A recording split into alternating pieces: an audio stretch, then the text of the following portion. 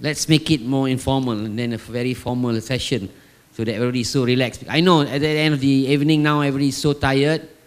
I'll try to complete before 5 o'clock. We have about 45 minutes or so, about 45 minutes or so. But I'm not going to talk a lot. I'm going to give the mic to the floor to ask the panels. I'm just moderating this forum. So hopefully at the end of the forum we'll get everybody satisfied with your attendance today, that you have achieved something. When you go back to your office, I'm sure you need to do something after this. And you have something to do, you have an idea what to do after this to get your students graduate on time. Okay, we have listened to 4 speakers since this morning, beginning with Prof. Zaida is not here, she has to go back. And then the second speaker was Prof. Naomi. And then third, Prof. Mustafa talk on the topics given. And then lepas tu Datuk Taj on ecosystem, because he's from Kenyir, he's a ecosystem, so that's why he talk about ecosystem. Okay, pengarah Kenyir. And then the last was just now Prof. Latif talk on good practice of supervision practice towards God. So I have the forum that we're going to do now is on, given as a topic, myth versus reality of God, atau mitos lawan kebenaran of GOT. So whether it is some sort like a myth, or is it a reality? When you talk about God, when you talk about myth, is it really a myth or is it a reality? It can be both ways. But you want to listen to all the panels' comment. So what I'm going to do is I'm going to pose 2 questions or 3 questions. Let's see MC the time to let all the panels answer. And lepas tu, I give the mic to the audience in front of me to ask any question concerning today's program. Right? So, ladies and gentlemen, maybe I can propose one big question here. That maybe anyone or the panel here can pick up the microphone and answer, or give their ideas or give their thoughts on this.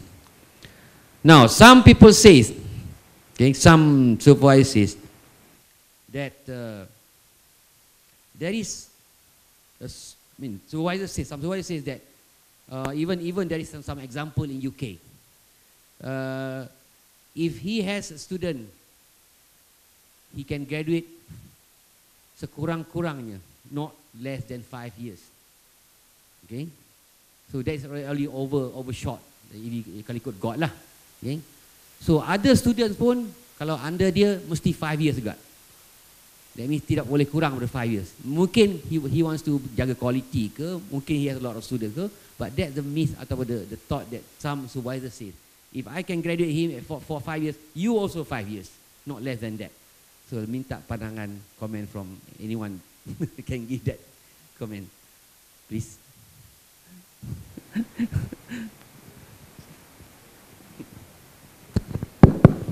Okay, I think one of the speaker this morning, when I'm not sure, I can't remember who, when you said about doing PhD as individual journey, right? It's individual journey. When we talk about individual journey, different people have different journey. It begins from the problem statement. Maybe the problem statement from one person to another person require different tasks, different expectation. That's one. And also, sometimes is the personal problem that facing by one person may not be the same with others. So, if in that group, maybe one student graduating within 5 years, I think it's not right to say that, you know, others will also take 5 years. Because as I said, the journey is different, the road is different, the resistance, the problem facing by individual is different, and the most important one, each individual are different. Maybe this fellow, they can work day and night in the lab. But the other fellow, they have other commitments, which they cannot put aside, other commitment. They want to do both. So it takes a lot of things, you know. So don't jump to the conclusion saying that if one person graduate 5 years under the same supervisor, others will also graduate 5 years. I don't buy that, you know. I don't agree with that. I have put up my justification. I'm not sure about other panels. What's your average, Prof, your students that you graduated? What's your average time that you graduated, your student graduate? Between I would say 3 years. There are a couple of them graduate in 3 years, you know. Viva submit the final 3 copies 3 years until 4 years. But average, I would say that 3.5 years. Because I know that is the only funding I have. For the local student, some student they got fellowship, some student they got my brain. But most of the student, because I got big number of students, I cannot grab all the scholarship available out there. It's not fair as well. Most of it sponsored by my grant. That's why I always need big grant, always, you know, never finish grant. If I finish, I will definitely apply another one. Without funding, I cannot sustain the student. Even then, student, even the fees I'm paying. Only starting this year, I don't pay the fees because KPT don't allow to use KPT grant to pay the fees for the student. Previously, they allow, and USM grant also allow us to ask permission to pay fees for the student. We have to facilitate the student up to that to make sure they don't think about financial problem, you know. They only have to think about their research problem. So I would say that 3.5 years. Right. Prof. Naomi, you want to add something? Okay, I agree that for, you know, each PhD is unique, you know, and each person is unique. But if you, when you did your PhD, you have, you know, like for example, 5 years, you learn from your mistakes, and therefore when you supervise your student, you don't want to repeat the same mistake. And then, you know, from your earlier student, you know, many things are not ready, you know, like some, you know, strained relationship with your student, but you learn from, you know, from time to time. You know, for my first PhD dropped out, you know, my second one also dropped out, you know, for many reasons lah. But then, you know, like even, you know, at one time, you know, like I was asking myself, am I fit to become a supervisor or a lecturer? Because both, you know, 2 of my earlier students dropped out, you know, quit, you know. But then you learn, okay, this is how you supervise. You have to talk nicely to your students, you know. If they are working, then what to do. If you have remote student, what to do. So you learn from time to time. Yeah? And if you're asking about my average, it used to be very good. You know, some of my students finish everything below 3 years. You know, by the early of second semester, they presented already their research proposal. Yeah, so 2.5 years submit with papers and all, you know, finish within 3 years. Yeah. But as you go on, you tend to take, you know, like remote student and student with problems, because I think you know, like I know some lecturers only take good students. They interview and everything, only take good students. But, you know, then, you know, it's easier for you as a supervisor. But I think, you know, like we have to also consider the weaker one and mold them, yeah, to become good researcher. And that is a challenge, yeah. Then, you know, now my record is not that good. My record is not that good because of that tolerance, and I think there are other things too, yeah. Okay. Thank you, Prof. Naomi. Any addition to my question or a new question? Okay, Prof. Dr. Taj.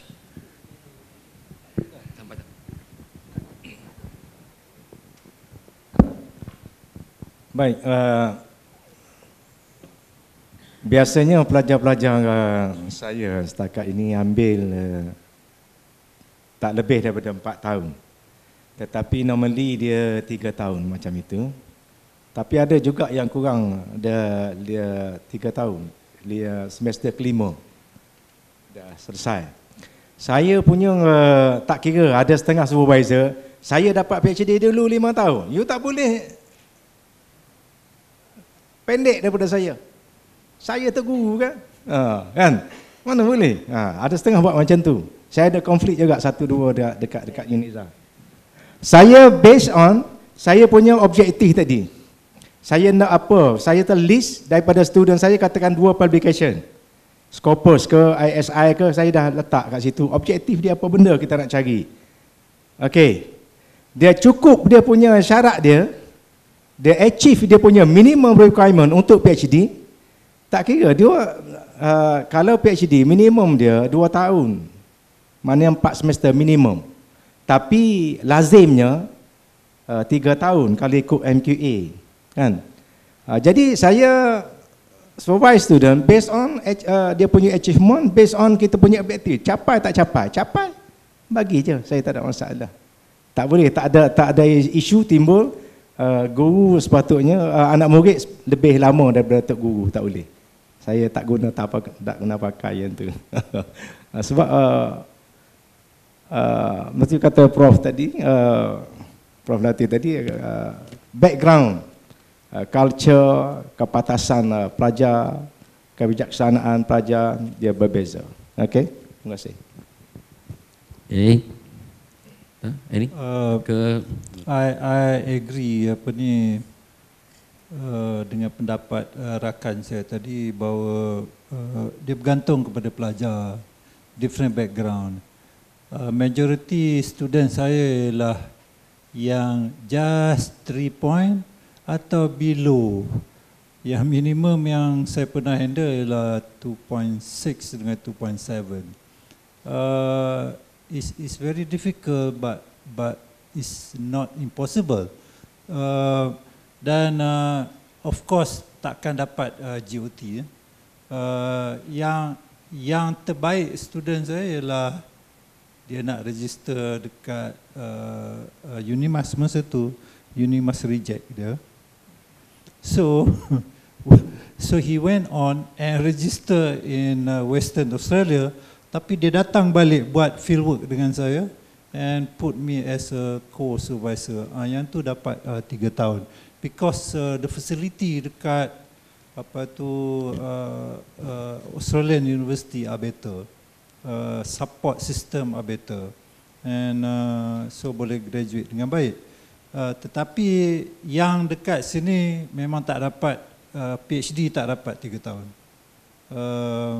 Paling dia submit pun 3.5 years.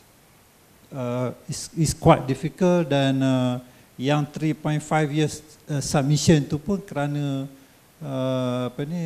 we have to push very hard, paksa present paper and also write papers dengan kita. Kalau kita tidur memang akan tidurlah. Dan juga saya ada student yang saya cerita tadi beli kereta, ujung sekali dia minta restu untuk kahwin, saya kata okeylah kahwin. Ujung-ujung dia ikut wife dia pergi UK. Dan kita punya kita punya email, WhatsApp, semua dia tidak mau respon lah. So itu masalah yang daripada awal kita nampak lah. Alright, thank you Dato' Taj. So the myth of thinking that ada standard, they set standard, some supervisors set standard. If I give one student 5 years, so the rest must be 5 years. So I think kat UK ada few professors macam tu. So that's why kadang-kadang kita punya staff pun, some our staff came back very late, very long, after 5 years baru balik. Kan? So anyway, thank you for the response from all the otais up here. Now next question, maybe my second question, then I'll give the floor for you to ask. Now we're talking about quality and quantity. Okay, some says that the more student you have, difficult to achieve the grade on time, because maybe the student, the supervisor wants it to be more quality, to jaga quality lah, take care of the quality of students. So, what say the otai up here?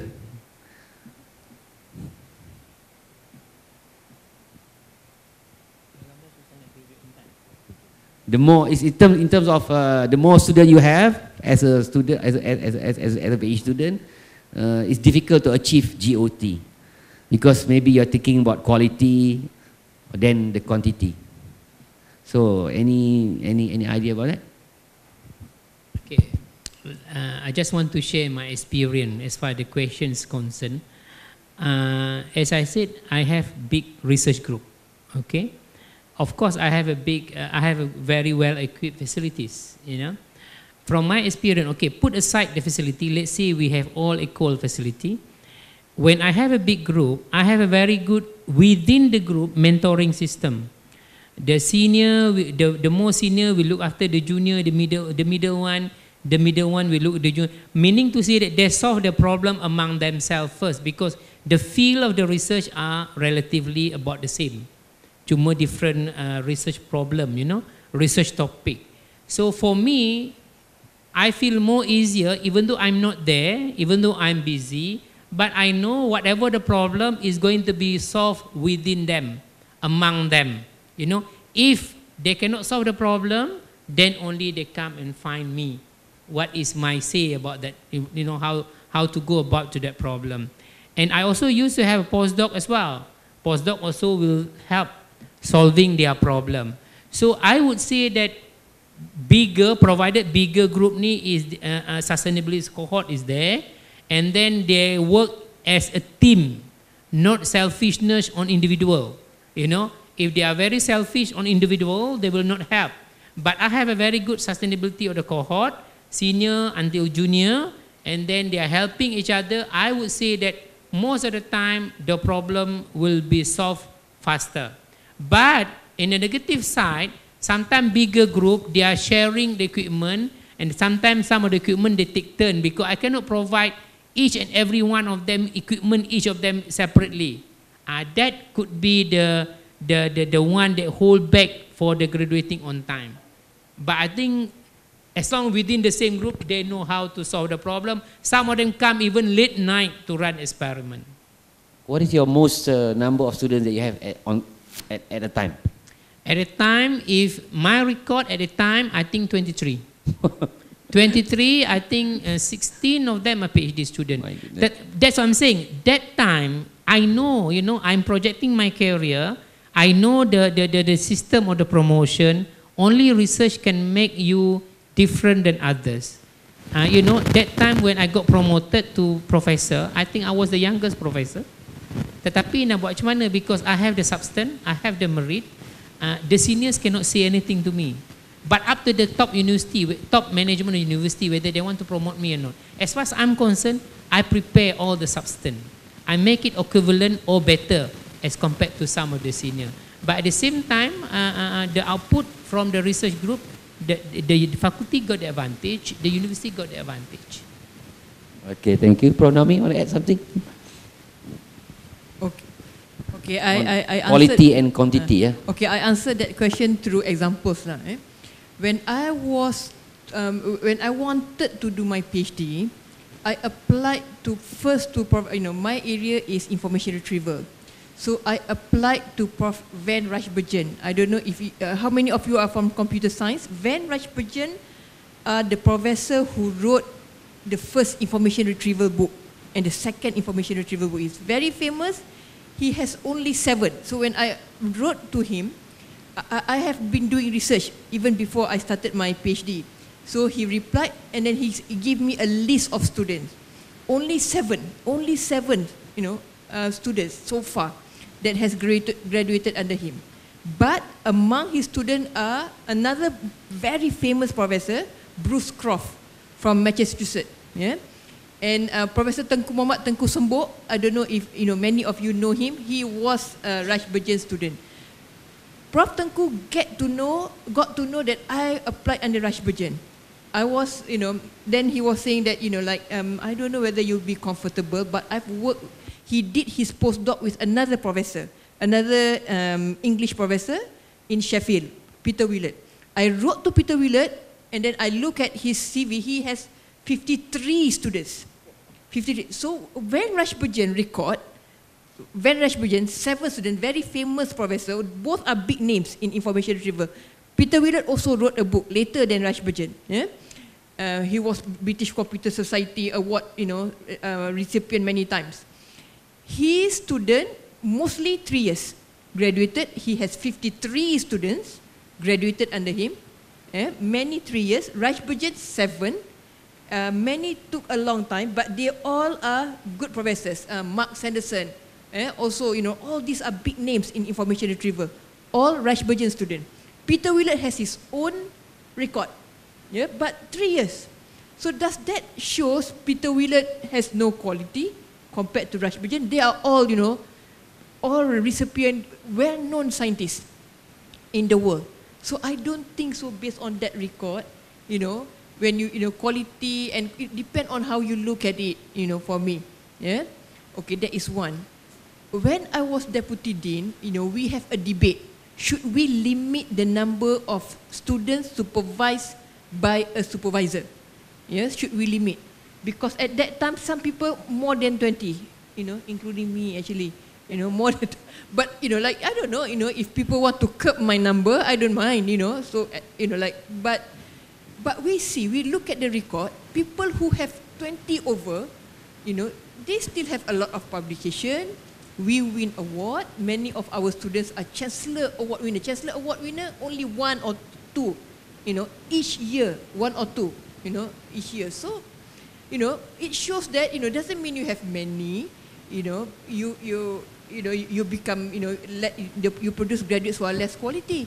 The students work in RIA after graduating, in France, in Austria, postdoc wants to do postdoc under them, So it shows the quality. So I said, no need. We look at the supervisor. Yeah, we look at the supervisor. If the supervisor, even though he has 20, he has no problem. But if some supervisor have 5, but the record is graduating 5 years, the average. So I don't think so. So I'm answering based on data in my head. Yeah, in UK and also in Malaysia. Yeah, when I was Deputy Dean. Yeah, okay. Okay. Does that mean that one of the criteria that you are lucky enough to get very good students? That means cakap sikit dah berjalan dah. I mean, you don't have to train him or train her. Is that one factor also? Good students that you receive? Itu mungkin lah, itu mungkin. Memang beza lah. In computer science is very different lah. If you have good student and very weak student.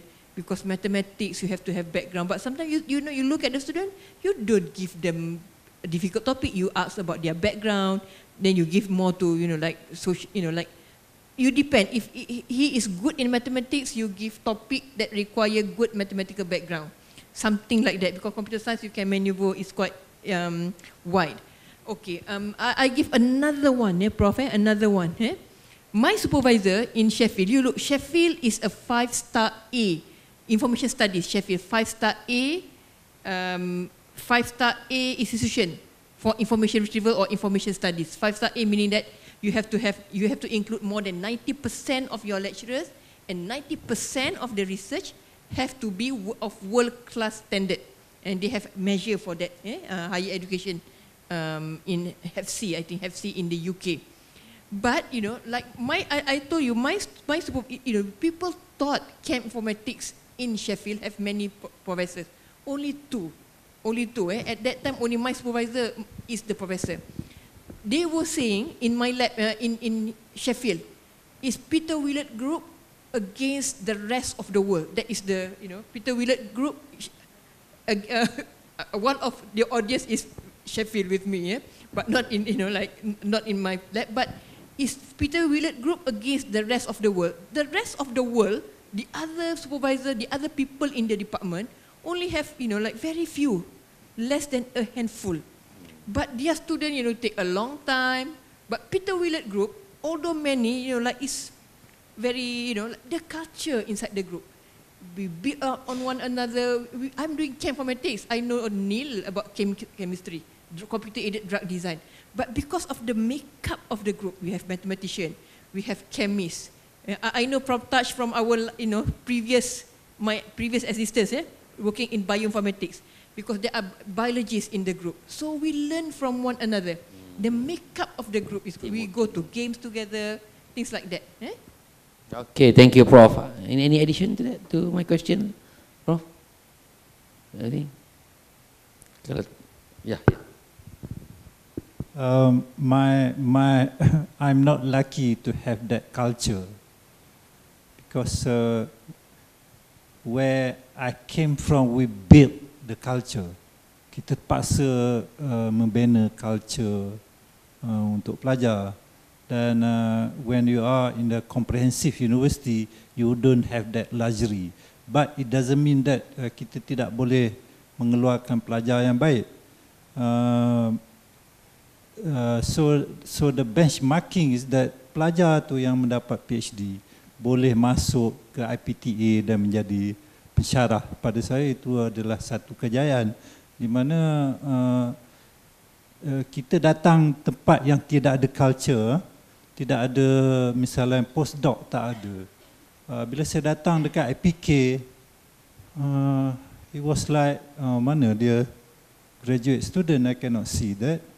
And all the student adalah yang bukan dari universiti ini yang datang, yang mana kenal dengan saya.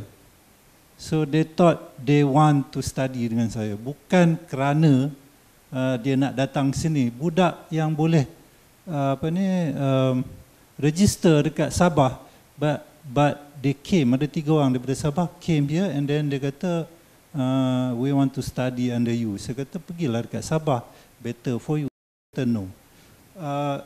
So kadang tu ada benda yang kita buat, mereka tahu that they are going for that sort of thing. Kerana kalau dengan saya make sure that they are going to write, to publish, walaupun benda tu tidak besar, tidak hebat, sekurang-kurangnya adalah dalam Scopus ataupun ada dalam ISI yang walaupun rendah tetapi memberi pengalaman kepada pelajar tadi. So berbalik kepada kuantiti dengan quality, so saya start dengan 2 orang yang pada ketika itu the university was very young, dan I got an ERPA grant and we started to work on DNA of animal, and we have nothing. Tidak ada PCR machine, tidak ada lab, but we have to go tempat our neighbours, the biotech, orang biotech, dan pinjam peralatan mereka. Kalau kita tidak baik dengan orang lain, dia tidak akan benarkan kita masuk dalam lab mereka. So alhamdulillah dua-dua lepas dan meet all the IRPA punya requirement, and then selepas itu barulah pelajar lain akan nampak pada kemampuan kita untuk menyelia. So yang paling ramai saya ada, saya ingat 10 orang, dan di sini pun saya start dengan 10 orang, dan to build up that culture is very difficult. Okay, thank you, Dr. Taj. Ladies and gentlemen, we have about another 15 minutes or so. Now, I open for question from the audience. We have all the otais here, in front of you. So please ask for anything that you think might help you later during your supervisory work. Please, silakan. Your name, where you come from, please. Pensyarah apa? Pensyarah apa? But I know you, but please introduce yourself. Okay, thank you very much, Dr. Dan. Saya Farida dari School of Marine and Environmental Science, UMT. My concern is about GOT for masters. Maybe you were talking lots about PhD, but masters is just 2 years, right? 4 semesters. Because I think I am one of the rare ones who survived my PhD without even a single paper. But I graduated. So I see publication and thesis writing and completing your master's and PhD as 2 different things. So to have, now we are putting another requirement that for masters, at least kena ada 1 kan? Ataupun maybe in some universities like 2 publication in 2 years. So I'm doing biology, and sometimes in biology it's only after 1 year of work then you get enough data for you to publish. then to get that paper published takes another, maybe 6 or 7 months. So I think we are conflicting ourselves because nak kejar 2 years, and then nak kejar publication, maybe the publication thing will, drag you back, and then kita tak capai GOT. So what's your comments on that? Thank you. Yes. You answer the questions? Boleh?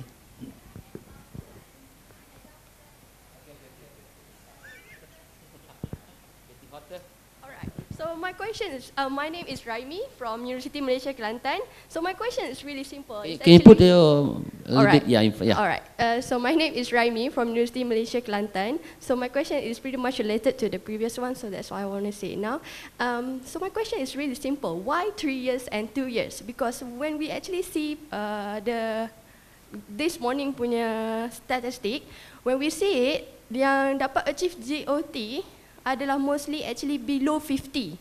Yang ada yang 55 tu adalah for university yang ada postgrad less than 100. Dia ada indicators kat situ. So my question is, kenapa KPT set 3 years and 2 years? That's all. Thanks. You asked Prozaida just now. your question, maybe we cannot answer it correctly, but if you ask Prozaida, I should know because he has all the data.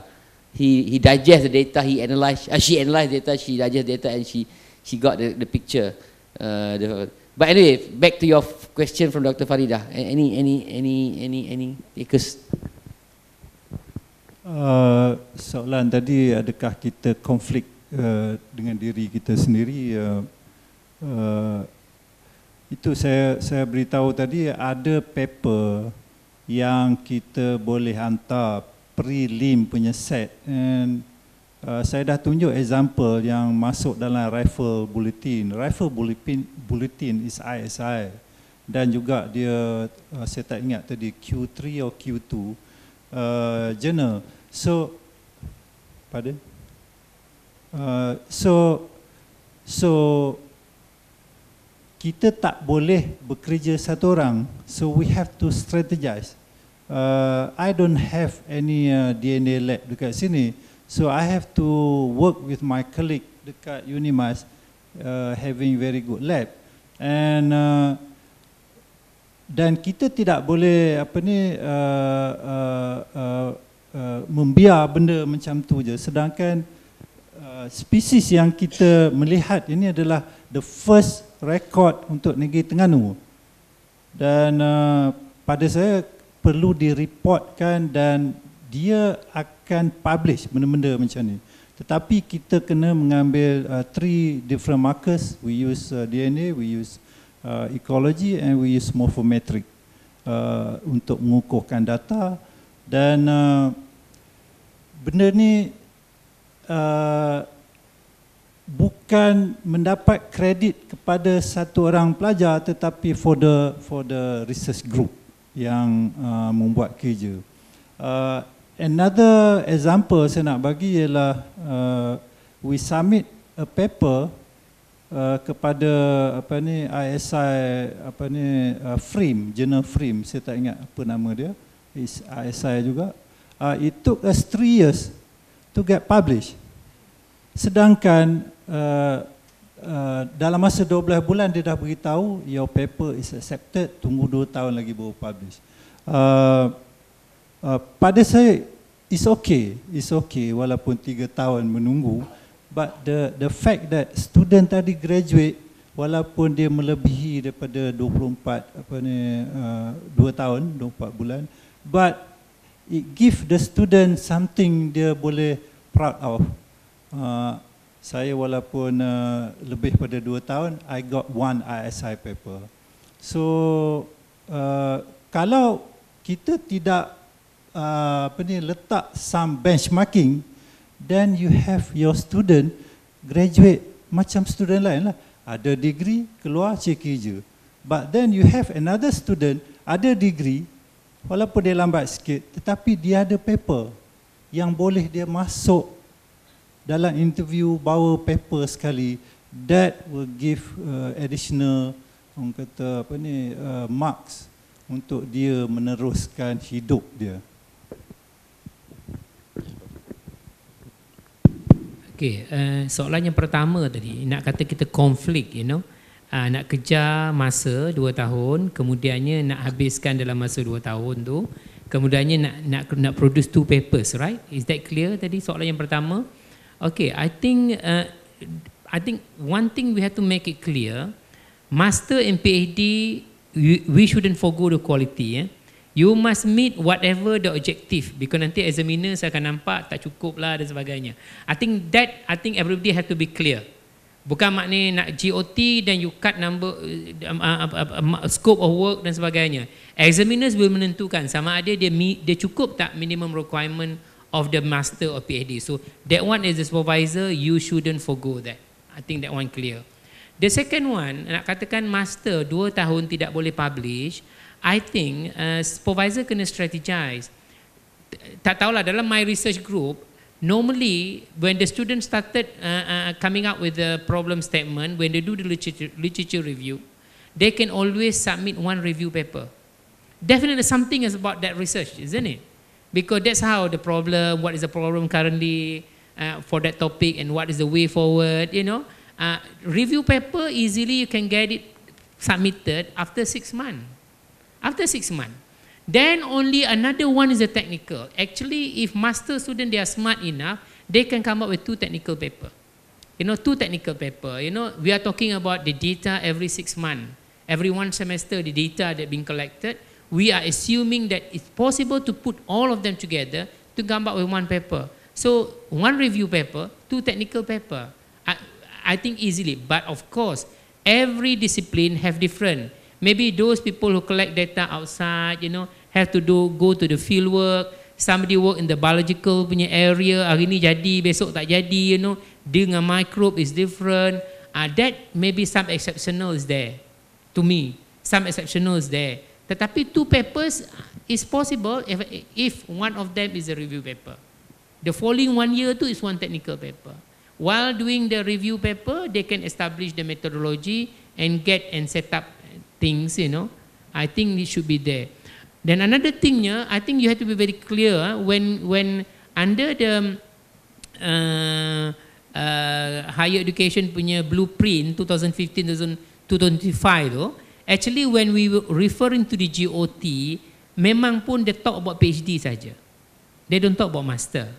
Kalau you tengok the blueprintnya definition, the GOT tu is, correct me if I'm wrong, we are referring only to the PhD. That's why either you're talking about 42 months or 7 semester until you submit. 42 months tu, tadi I baru tanya Pronomi, why 42 months? No, because some student dia tidak datang pada awal semester. Dia datang middle semester. So untuk that student, KPT bagi kita, Myra allow us to calculate, you kira month. You know, kalau kira month, as long below 42 months, okay lah. That one is GOT, don't count by semester. So university have the different ways of calculating because KPT dah bagi flexibility. Why 2 years master? I think KPT tak set for 2 years tu. As far as I know, tadi I think UMK lecturer tadi tanya kan, why 2 years? Tetapi maybe it is relatively to the PhD. PhD basically 7 semester, master almost half, which is 4 semester. By logic, I think. Okay, thank you. Yeah, any more further questions? Yes, please, yeah. Please introduce yourself. Assalamu alaikum warahmatullah.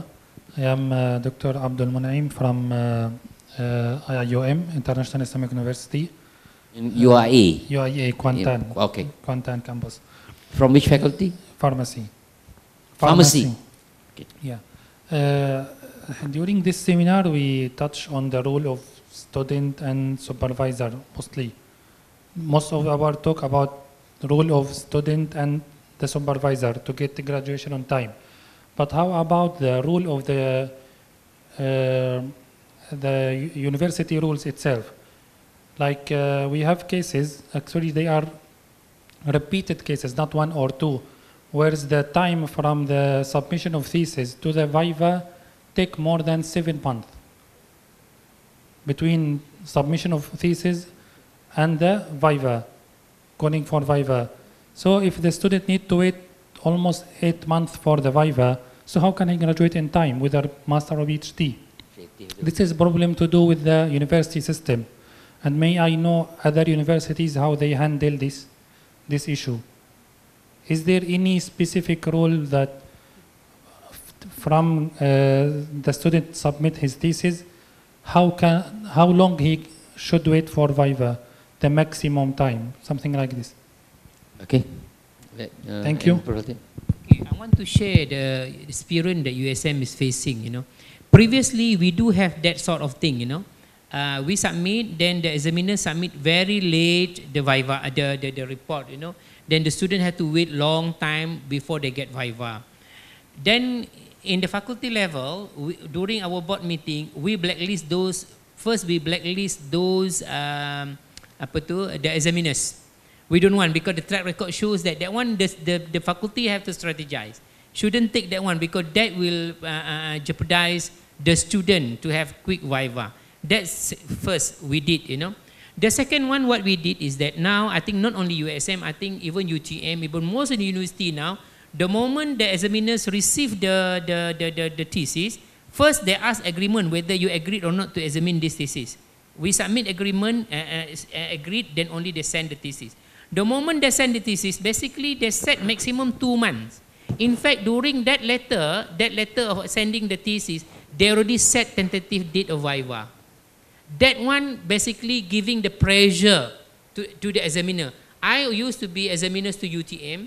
UTM always set the date. UTP, then most of the university like that now, you know. So that is one of the mechanisms to make sure the examiners doing the job on time. That's why sometimes I have submitted the report earlier, but this internal examiner on that morning submitted, because I know they have not prepared, but because the Viva date is already there, I think that night they have to write something on the form, you know, in the form. But during Viva, they can ask other things as well. That's not a problem. But in record, they write something on the form. I know only on that morning they bring it and photostate and distribute during the Viva. You know, so that is also another mechanism to make sure the date submission and the date Viva 2 months, or maybe 2 months, 1 week or 2 weeks, something like that.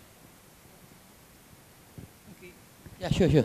Please add something. Okay, in UTM, we used to have that also, you know, but what we did is like this, you know, students have to send notice to submit thesis at least 3 months before the final submission, before the submission, 3 months. When we receive the notice, you know, when the supervisor want to nominate, email will, you know, is through system. In UTM is, you know, we have a system to do that, computer system. So email will be sent directly to the examiner. Examiner can respond whether to accept or to reject. Okay, so if you are unable for some reason, you are going overseas or you go to hospital for some reason, you reject. Yeah, so that rule out the possibility of examiner keeping the thesis, yeah, without, you know, actually examining it. That is one. Notification at least 3 months. So the moment the thesis is in, yeah, the office is supposed to straight away send the thesis to the examiner, yeah, who have accepted that he is going to give thesis. When we have the nomination, what we do is like this, because I used to be Senate member and represent the Senate on the committee. What we do is, you know, there is a database. We will look if we have, you know, this examiner, because sometimes we don't know. I am examiner. You know, how do UTM know I have many theses? So I will reject if I know at that time I'm going to receive a lot of theses. Okay, that is one. But we will also see, you know, for example, one popular examiner. How many theses, you know, that we have appointed you to examine? Okay, when is the last time you examine thesis in, you know, UTM? If you have, you know, at hand 5, for example, we cannot appoint you. So it will be a disaster if we do that, you know. And we have that mechanism where, you know, we set now not 2 months, bro, 1 month, 1 month straight give the date. The office also we have to monitor when the results come. In UTM, we also have a system. We will look all the, you know, that you know, we have a number of Senate member representing that committee. Yeah. We will look also at, you know, like your record, the track record of the faculty, when the student submit, when the office submit to examiner, when the examiner return. So if we see there is a lapse, we are going to ask, oh no, okay, this faculty or SPS office, why do you keep, the thesis? Why do you take 1 week to submit to the examiner? Okay, this examiner take, 2 months, 3 months. Didn't you notify? They are supposed to notify. Sampai, like sometimes the examiner, like the PA of the examiner, you don't do this. You offend my, you offend my boss. Sometimes like that. Okay, Unimas, for example, I don't know, Unimas, I don't know whether there is any Unimas representative here. The letter, they say, okay, you have an honorarium, but if you are late, we are going to penalize. We are going to deduct your honorarium. Until, that is what Unimas do. Yeah. Dato'. So we are going to deduct your honorarium. I said, deduct, But they, they deduct the honorarium. But we see sometimes, not the examiner, but the office also. The office, I don't know, I don't want to name lah. The office forgot, and like I was wondering. I thought examiner no need to come. Then we have to come. Like after a long time, almost 5 months like that. Yeah, they didn't follow up. So you have to make sure all this process. You monitor such. Like UTM did all that. Okay, it is a matter of process. Okay, but whatever it is, you have to follow the GOT. I mean, there's the what I call the reference from which from the beginning until the end, until it's submitted or whatever. But the process of going must be really efficient. Must be done by the postgraduate office or the faculty. Okay, hope we can answer your questions. Any last question? I think the last question. Yes, Dr. Kas, please. Oh yeah. Oh, okay. We accept 2 more questions. Yeah, 1, 2. Okay. 2 more questions. Tak apa sikit overtime lah. You have about another 5 minutes or so, 5 or 10 minutes. It's getting hotter. Boleh on the aircon? Good evening. Good evening, and thank you, professors. My name is Kesavan, and I'm from School of Marine and Environmental Sciences. It's just that I have one question regarding, perhaps I'm not sure whether this is a correct avenue to ask, but since we have representatives from the Council of Deans now. As we know, we are doing market employability or graduate employability survey for the undergraduates. So have we ever, is there a mechanism or a traceability program that actually surveys on the employability for postgraduates in Malaysia? So we are churning out them in numbers, few thousands from the statistics that we saw. So where do they actually end up? The question I'm asking, the reason why I'm asking this is, most of the time when we get the postgraduate students, they are not really thinking about where they're going to end up until towards the 3rd or 4th semester. When they're finishing, that's when they come and ask us and say, okay, so doctor, where do we actually go? Where can we start our career, and in which aspects can we end up? Which jabatan has an opening, or which college has an opening? So if we have a data, or perhaps statistics to show them that, all right, so-and-so graduates in so-and-so areas may end up in so-and-so places. So is there a process being taken place, or is it still going, or something like that? Thank you. You're talking about graduate and polity of the postgraduate student, eh? Okay, I'm a council of postgraduate deans. I think we have 3 members here. What I can say, let the panel also answer that we are working on that now. We are going to do, we are working on that. To look at the graduate and polity of all the postgraduate students. Okay, but there's an issue. Yeah, I know there's such an issue coming up, and we are looking into that. Okay, maybe we have other. Yeah.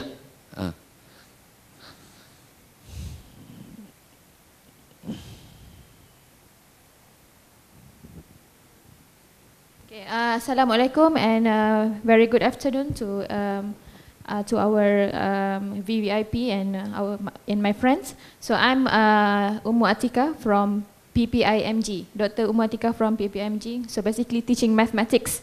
Okay, so PPIMG. Yes. UMT. Yes, UMT. Sorry. Computer. Okay. So I'm basically teaching mathematics. So I've graduated from PhD 2 years ago from UK. So So for my PhD research, so the title, not the title, the research problems was given by my supervisor.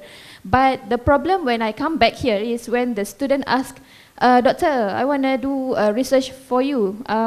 So this is the undergraduate students, but when he asks, like, Doctor, can you give me tajuk that I can do for master as well? I was like, so if for FYP is still okay, so you just find the papers and then just follow the results, so get your own results.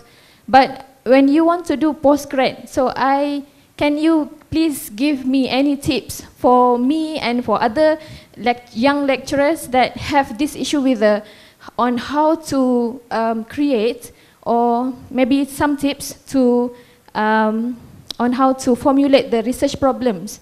Like I'm hoping that other people or other students who would like to pursue my PhD project. But until now, I haven't yet found someone in Malaysia who wants to do the theoretical part of my project. So that is my question, and my suggestion to Prof. Datuk, since you are here. So can you to PPS and maybe to Bakat as well. So can you please again, because I heard there used to be like courses for the lecturers, like for example in UTM or I forgot which university mentioned just now, where they have courses for the lecturers to be on how to train the young lecturers, especially on how to be a good supervisor. So I hope that that suggestion will be considered by UMT as well. So thank you. All right. Let me answer the second question. Yeah, of course. I think I have to leave to the Bakat to do it, but we can work together to. There is some plan for any lecturers that came back.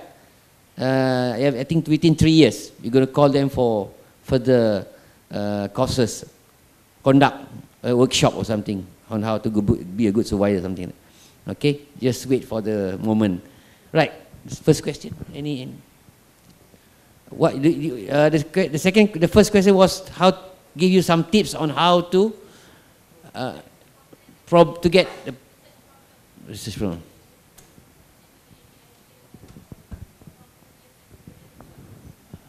Okay, this could be the issue when you did your PhD, the problem is given by your supervisor. Yeah, I share with you the experience lah, because my PhD was also like that. Yeah, but when I came back, like first we tried to apply for grants. At first I tried to, try to attach myself to established professors, but no one want to, put me under their wings. So I have to, including Prof. Ghazali, like they think that, they were saying that gulam, now the gulam, learn with the, I don't know, pendita kan. Then the pendita said, now you are at the stage, you are better or same like me. I cannot teach you anymore. So no one want to mentor me.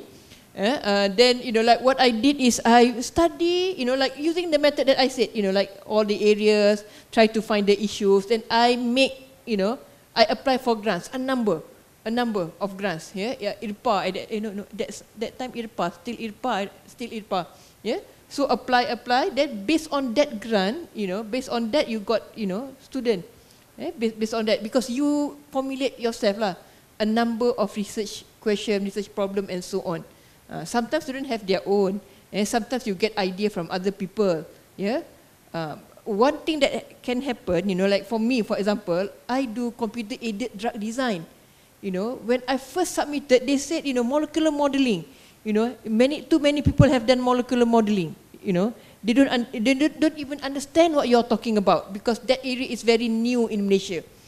So like those are the challenges. So I switched to text. Many people understand text. So when I wrote the problem, easier for me to get grant before I switch back to computer-aided drug design. So you have a number lah. You have a number of area. You expand your area, not only limiting it to the area you did your PhD, because the training of PhD is actually train you to become a researcher, even though you explore new problem, new frontier. So first you build your own problem lah. Then only then only you can get student when you have proposal. Okay. Any addition? Tak ada. Okay. You are satisfied, or you have one last question, or you want to wrap up? You are the audience, so we are just the something to share. So I think we have sharing a lot of things today. Okay, dah banyak dah ilmu-ilmu yang dicurahkan kepada anda. We already impart the knowledge to you. It's up to you now. Okay. So I think, do you have any last final question? You want to, oh yes, okay. One last question, yeah? One last question.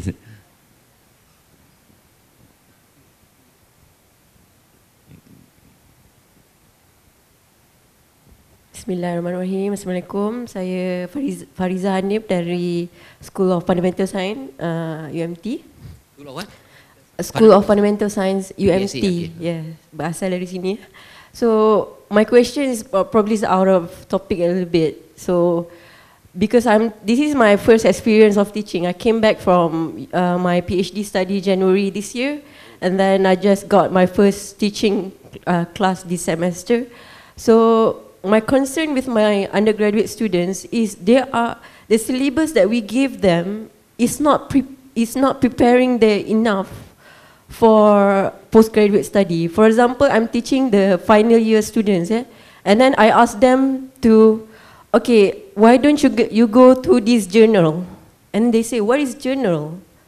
What is, bila saya kata, okay, you boleh refer pada papers, scientific papers.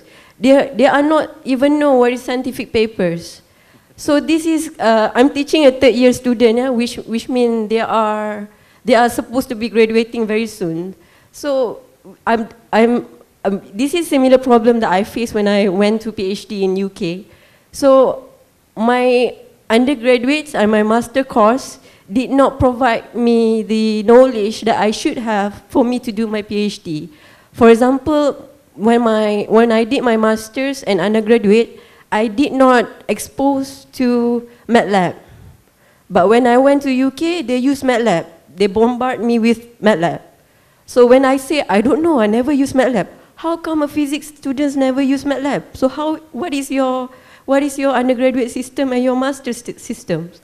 So it's kind of embarrassing for me, and it's kind of lack in terms of the knowledge. But alhamdulillah, I can make it for my PhD. Tapi that's one of the issues that we need to rise off, that whether we are preparing our undergraduates enough for them to face the challenge of masters and also PhD.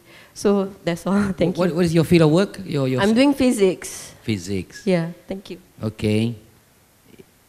Any? How to create environment for the undergraduate students to? I also share our experience in UTM. We have Europe undergraduate research. I don't know. O stand for what? Project. Europe. Yep. Undergraduate student can choose whether they want to do implementation. I'm from computer science. Like the normal system development or research based. So they can choose. So when you take project, you have class, right? Undergraduate students have class. So for those who are taking Europe, research based project, we will teach them all like research methodology. What is journal? How to read journal? How to find problem. So you choose your track. So we will give briefing. Okay, if you do research, what is your career path? You're going to do masters and PhD. You are going to do research. Okay, if you want to do the normal project, so this is what. Then the class we will teach how to do research. Then these students normally have normally they continue to master and PhD. Okay. Yeah, Prof. Yeah. Just would like to give some comment to the last questions. we have to differentiate between undergraduate, master and PhD, you know. Because normally in undergraduate, you're talking about the research component and the dissertation. Basically that one, I think the supervisor need to do extra work to make sure and guide the student properly. Because the student doing the research is only a partial, you know, it's not a full time. So we cannot expect them to know everything. Because at the same time they're taking course and everything, because their research is only maybe 4 credit hours or 6 credit hours of the thesis. Unlike the master and PhD, even the master and PhD, we also have to guide, but they have to find more information. Let them be independent, but with a proper guiding. I suppose that you are referring to undergraduate, isn't it? Yeah, undergraduate, definitely we need to guide them. We need to guide them properly. Then when later on, when your research has already expanded, your research group, later on you will find that your postgraduate will help the undergraduate student research. Okay, I think maybe you just came back from your study. Maybe I'm sure you have a PITA subjects in your one of the program. During that PITA ilmiah tahun akhir itu, there is a component of to do basic research. I'm sure there is some what do you call this, explanation on some courses to deal with that, your problem to issues. Okay, I think it's about time for us to wrap up. So I would like to thank on behalf of UMT, to thank all the panelists, Prof. Naomi, Prof. Latif, Dr. Taj, and Prof. Mustafa for spending their time the whole day today. I said, Prof. Taj just came back from, Kuala Berang just now. That's why he arrived in the afternoon. He had some community development program. They are Kuala Berang, Yeah. So, as usual, thank you, the audience, even though as you go, what do you call this, at the end of the show, the audience getting less and less. Never mind. At least we are honored that you stay until the end. Okay? Until the end. Thank you so much. So on behalf of the committee, I would like to thank them. Please give them a big of hand applause. Thank you. Thank you so much. Thank you so much.